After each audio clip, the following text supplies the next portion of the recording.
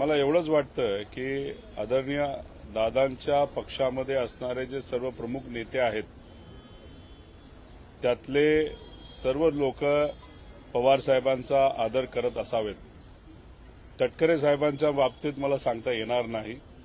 त्यामुळे तुम्ही जे बोलत आहात की पवार साहेबांना आदरणीय समजणं हे नक्कीच त्या पक्षामध्ये असणाऱ्या प्रमुख नेत्यांच्या बाबतीत खरं असावं, पण तटकरेंच्या बाबतीत ते सांगता येत नाही. ते प्रॅक्टिकल नेते आहेत.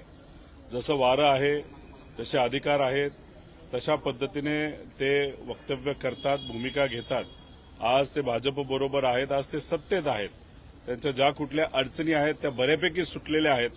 त्यामुळे ते भूमिका घेत असताना ते व्यक्तिगत भूमिका घेतात. पण दादांच्या पक्षाच्या बाबतीत बोलायचं झालं, मला असं वाटतं की दादा हे प्रमुख नेते आहेत. पण जेव्हा आपण खोलात जातो तेव्हा दादा प्रमुख नेते असले तरी तटकरेंचं बरंच काही त्या पक्षामध्ये चालतं.